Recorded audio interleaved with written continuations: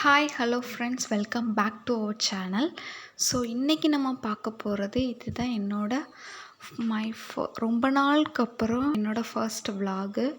இதில் நான் வந்து என் பேபிக்கு ரெடி பண்ணுறதையும் அண்ட் தென் நான் வந்து வீட்டில் பண்ணுற ஆக்டிவிட்டீஸ் வந்து உங்களுக்கு விலாகாக போட்டிருக்கேன். ஸோ வாங்க வீடியோக்குள்ளே போகலாம். ஸோ இப்போ என்ன பண்ணுறோம் அப்படின்னா, பேபிக்கு வந்து காலையில் ஒரு டிஃபன் கொடுக்கணும் இல்லையா? ஸோ அதுக்காக நான் ஒரு சின்ன இடியாப்பம் மட்டும் போடலான்னு சொல்லிட்டு பிளான் பண்ணியிருக்கேன். இடியாப்பம் வந்து இது என்னென்னா அரிசி மாவில் பண்ணக்கூடிய இடியாப்பம்.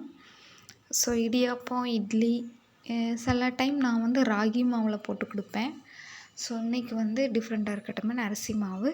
இதிலே பீட்ரூட், கேரட் அதெல்லாம் சேர்ந்து அரைச்சி ஊற்றி நான் பண்ணியிருக்கேன். ஸோ இன்றைக்கி நார்மலாக ஒரு இடியாப்பம் நாட்டு சக்கரை போட்டு கொடுக்கலான்னு ஐடியா இருக்குது. ஸோ தேங்காய் எண்ணெய் போட்டு நல்ல மாவு ரெடி ஆனதுக்கப்புறம் புழிஞ்சிடலாம்.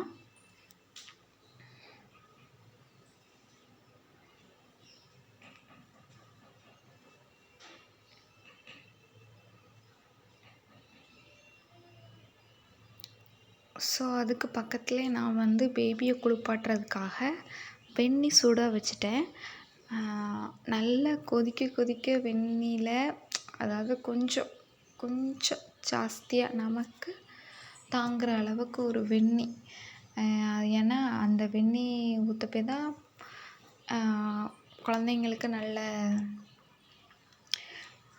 மேல் வலிலாம் குணமாகும்.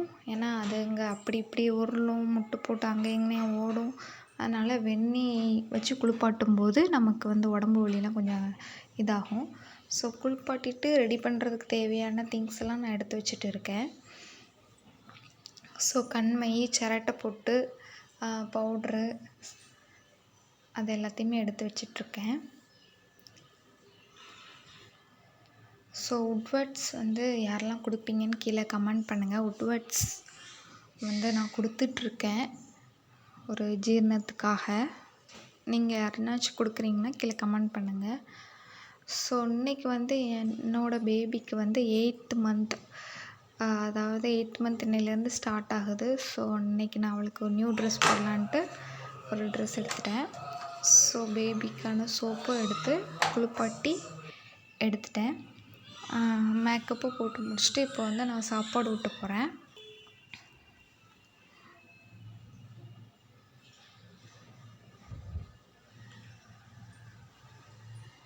ஸோ அதர் தென் நானும் வந்து குளிச்சுட்டு இன்றைக்கி வெள்ளிக்கிழமை அப்படின்றதுனால எனக்கு ஒரு பழக்கம், செவ்வாய்க்கிழமை அண்டு வெள்ளிக்கிழமை குளிச்சுட்டு விளக்கு பொருத்தி சாமி கும்பிட்டுட்டு தான் என்னன்னாலும் சாப்பிட்ணும். அது வரைக்கும் ஒரு தண்ணி கூட குடிக்கக்கூடாதுன்ட்டு. ஸோ இப்போ மணி என்னென்னு பார்த்தீங்கன்னா, பேபியும் குளிப்பாட்டி எடுத்து சாப்பாடெலாம் கொடுத்து முடிச்சுட்டு மணி என்னென்னு பார்க்கும்போது மணி 11 o'clock. ஸோ அம்மா வீட்டிலலாம் நமக்கு சாப்பாடு ரெடியாக இருக்கும். குளிச்சுட்டு உடனே எல்லாமே ரெடி பண்ணி வச்சுருவாங்க, குளிப்பாட்டியும் தந்துடுவாங்க. நான் சீக்கிரமாக எல்லாத்தையும் பண்ணிவிட்டு நல்லா பிரேக்ஃபாஸ்ட்டை ஒரு 9 o'clock கம்ப்ளீட் பண்ணிடுவேன். ஸோ இங்கே வந்து நான் தனியாக இருக்கிறதுனால இவ்வளோ டைம் ஆகுது. ஆஃபீஸ்க்கு அவங்களுக்கு சாப்பாடும் ரெடி பண்ணிவிட்டு பேபியவும் கொஞ்சம் ரெடி பண்ணிவிட்டு அவளை தூங்க போட்டுவிட்டு குளிச்சுட்டு சாப்பிடுறதுக்கு 11 o'clock ஆகிடுது.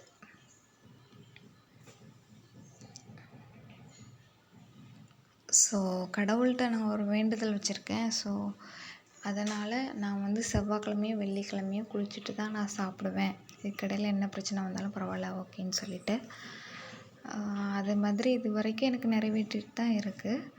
ஸோ அது பொறுத்த வரைக்கும் ரொம்ப தேங்க்ஸ் டு காட்.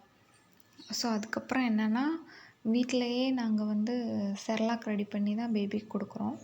ஒரு 2-3 டைம்ஸ் வாங்கினோம். அதில் எங்களுக்கு ஹெல்த்து இருக்கும். நாங்களே கொஞ்சம் ஃபுட்லாம் கொஞ்சம் கொடுக்க ஆரம்பித்ததுனால வீட்டிலையே தனித்தனியாக எல்லாமே அரைச்சி கொடுக்க ஆரம்பிச்சிட்டோம்.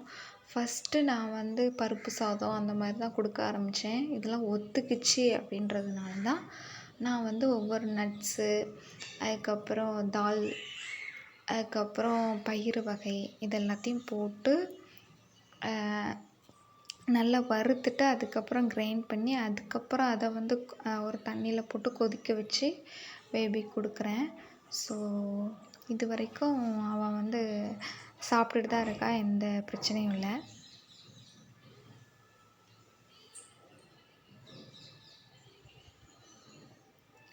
ஸோ இன்னும் யாரெல்லாம் மெடிக்கலில் வந்து வெளியே வந்து ரெடிமேட் செர்லாக் வாங்கி கொடுக்குறீங்க அப்படின்னு சொல்லிட்டு கீழே கமெண்ட் பண்ணுங்கள்.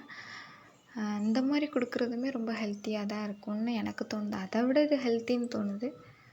ஸோ நீங்களும் இதுக்கு மாற ட்ரை பண்ணுங்கள். ஒவ்வொன்றும் கொடுக்கணும். ஃபஸ்ட்டு வந்து பயிர் அவிச்சு கொடுத்து பாருங்கள், ரைஸ் கொடுத்து பாருங்கள், அப்புறம் பருப்பு சாதம் கொடுத்து பாருங்கள், அப்புறம் அது கீ சேர்த்து கொடுத்து பாருங்கள். இது எல்லாம் ஒத்துக்குச்சு அப்படின்றது போது தான் நம்ம வந்து மொத்தமாக இந்த மாதிரி வறுத்து நான் செர்லாக் மாதிரி ரெடி பண்ணி கொடுத்துட்ருக்கேன்.